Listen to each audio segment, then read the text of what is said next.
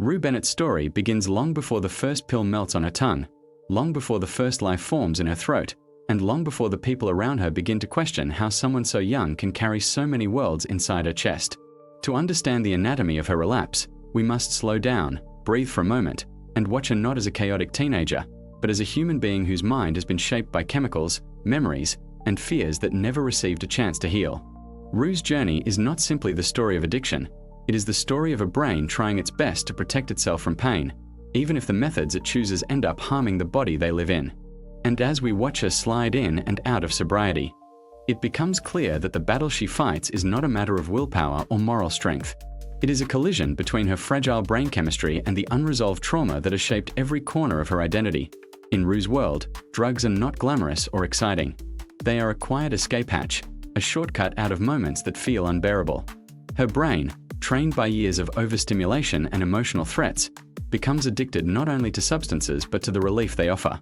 Psychologically, Rue's addiction forms in the same place where her childhood fears once lived. When she was young, the world around her seemed unpredictable, especially during her mother's struggles and her father's illness. Her nervous system, still developing, learned early on that danger could hide anywhere. This constant state of alertness created what scientists call a hypersensitive stress response, meaning her body reacts to emotional pain the same way it would to physical danger. So when she later discovers substances that can mute those alarms, even for a moment, her brain clings to them as if they are the only path to survival. But what makes Rue's relapses feel so tragic is the way they connect directly to her trauma. Trauma does not disappear simply because time passes. Instead, it sits quietly in the basement of the mind, storing sounds, images, and emotions that the brain doesn't know how to process. Every time Rue tries to be sober, she is not just resisting chemicals, she is facing the weight of everything she has been trying to avoid.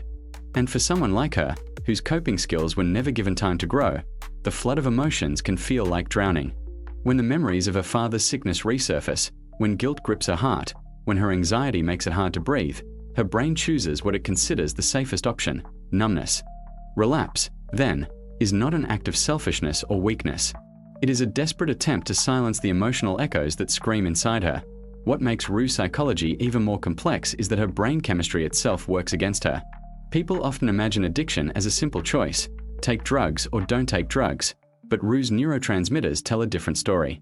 Her dopamine system, the part of the brain responsible for motivation and reward, is constantly chasing a sense of calm it can't naturally produce. Trauma can physically alter the brain, lowering its ability to regulate mood and stress. In Rue's case, the chemical imbalance means ordinary moments feel empty, overwhelming, or meaningless. This is why sobriety feels so difficult for her. The world without drugs becomes unbearably loud, unbearably bright, and unbearably heavy. The substances act like a temporary key that shuts off the noise, even though they slowly damage her from the inside. But the brain does not care about long-term harm.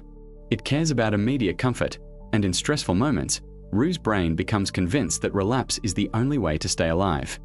Understanding this makes her story even more heartbreaking, because it shows that her addiction is not about wanting to feel high. It's about wanting to feel normal. When Rue relapses, it is often triggered by emotional events: fear of abandonment, guilt from disappointing loved ones, pressure to change faster than she is capable of changing. Her trauma makes her believe she is broken beyond repair, and her brain chemistry reinforces that belief by failing to provide the stability she desperately needs. The cycle becomes predictable. Emotional pain leads to panic, panic leads to desperation, and desperation leads to relapse. What looks like self-destruction on the outside is actually her brain's attempt to restore balance. Even if that balance is false, but if we step back and look deeper, we realize something important. Rue does not relapse because she doesn't care. She relapses because she cares so much that it overwhelms her. She cares about her mother's disappointment, about Gia's quiet sadness, about the possibility of losing the people she loves. Every time she promises to do better, she means it. Every time she breaks that promise, she hates herself for it. This internal war creates a psychological split. Rue wants to be the version of herself that her family believes in, but her trauma pulls her toward the version she fears she really is. And when the shame becomes too strong, her brain seeks an escape, turning relapse into a temporary eraser for emotions she can't handle. One of the most powerful aspects of Rue's psychology is how her trauma distorts her sense of identity. When people experience deep emotional wounds at a young age, their brain often forms beliefs like "I am not safe," I am not enough, or I am not lovable. These beliefs become the lenses through which they see the world. For Rue, this internal narrative shapes every decision she makes. Even in moments when she appears confident or rebellious, her actions are driven by fear: fear of being alone, fear of disappointing others, fear of facing herself. This is why her relapses feel like both a surrender and a cry for help. She wants relief, but she also wants someone to understand the weight she carries beneath her anger and impulsiveness. As we watch Rue move through her cycles of sobriety and relapse, we learn something crucial about human psychology. People break patterns not because someone tells them to, but because they slowly rebuild the parts of themselves that trauma once damaged. Rue has moments of clarity, moments where she recognizes her own strength, moments where she allows herself to feel hope. But those moments are fragile, and healing requires more than desire. It requires stability, compassion, and time. Her brain needs to relearn what safety feels like. Her heart needs to relearn what trust feels like. And until that process begins, relapse will always remain a shadow following her steps. Rue's story is powerful because it shows the truth about addiction. It is never just about substances. It is about wounds that were never allowed to close, emotions that were never given names, and chemicals in the brain that fight against the very idea of balance. The anatomy of her relapse is a mixture of trauma memories, distorted brain chemistry, and emotional triggers that blend together in a cycle she feels powerless to control. But within that cycle, there is also something human, something relatable, something painfully real. Because at some level, Rue is fighting the same battle many people face, the struggle to find peace in a world that has hurt them.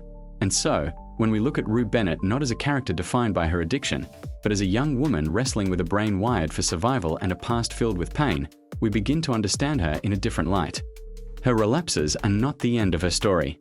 They are reminders of the complexity inside her, clues to the invisible war she fights every day, and evidence that healing is not a straight line but a winding path shaped by chemistry, trauma, and the simple human need to feel safe.